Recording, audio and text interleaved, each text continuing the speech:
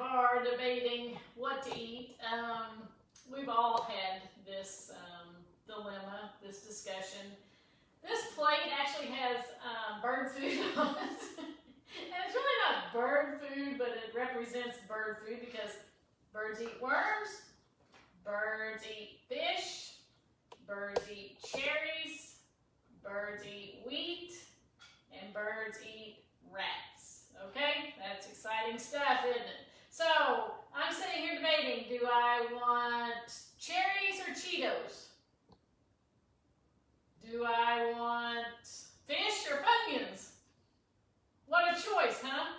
Now, although I would like to focus on this bowl right now, I'm going to focus on this right now because although it's funny and interesting in some senses because that's what birds eat, we all need nourishment for our physical bodies to stay healthy and alive.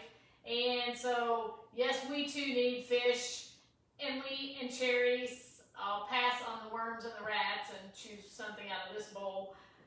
But we all need physical nourishment. But here's the interesting thing. Cardiologist Cynthia Thaw said that just as important as feeding our physical bodies is that we need to feed our souls. We need to feed our souls just as much as we feed our physical bodies. A cardiologist said that. And I thought, wow, we do spend a lot of time sometimes trying to figure out what to eat and choices in food, but sometimes our soul is the very last thing to get fed because we all live in a busy world. We have to-do lists a mile long. We have personal issues, we have family issues, we have world issues to deal with. And when you add all of those to-do lists and all those issues in the world and in our lives together, it adds up to stress. And stress sometimes puts ourselves at the very bottom of everything to do. Now, I recently read that our soul is our most valuable possession. Our soul is our most valuable possession. And if that's the case, I don't think we should be neglecting our soul. But it happens. It happens because we run out of time at the end of the day.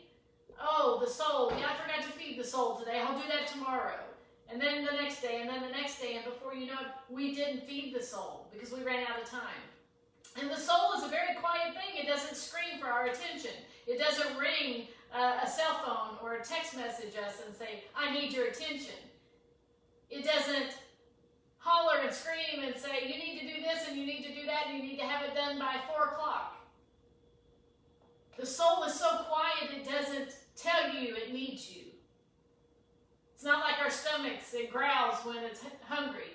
Our souls show up in a different way. For instance, if your soul is neglected, maybe you're finding yourself more grumpy. Ever have one of those days where you're just more irritated? Those are signs your soul is being neglected when you are grumpy, you're irritated, you're distracted, disconnected from things.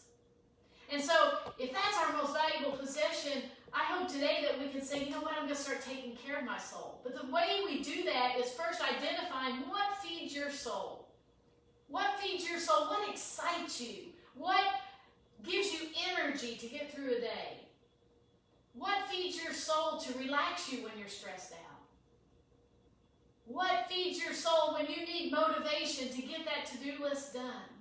It's going to look different for all of us. Some of you get your soul fed by taking a bath, going for a walk, reading a book, sitting on the porch, getting a massage, doing your favorite hobby. But figure out what feeds your soul. What feeds your soul to get you excited and motivated for life?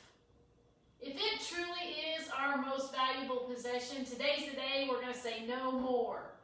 No more neglect of our soul. No more putting it at the bottom of the to-do list. No more feeding it rats and worms.